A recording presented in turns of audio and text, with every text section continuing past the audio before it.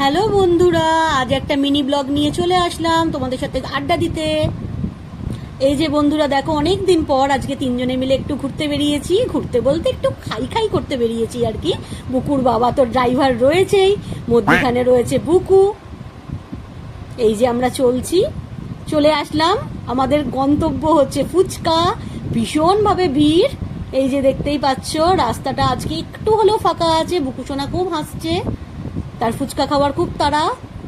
আজকে একটু হলেও রাস্তাটা কেন জানি না ফাঁকা রয়েছে অন্য দিনের তুলনায়।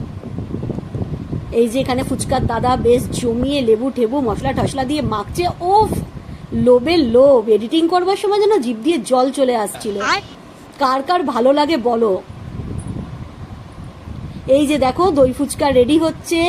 দই ফুচকাটা আমার জন্য, বুকুর বাবা একদম দই ফুচকা খাবে না, শুধুমাত্র আমি আর বুকু খাবো। তার জন্য দাদাকে বললাম একটু জমিয়ে বেশি করে দই দিয়ে চাটনি দিয়ে মশলা দিয়ে বেশ করে বানাও, খাই। চা দিয়ে আজকের ব্লগটা শেষ করলাম। কেমন হয়েছে অবশ্যই জানিও। টাটা।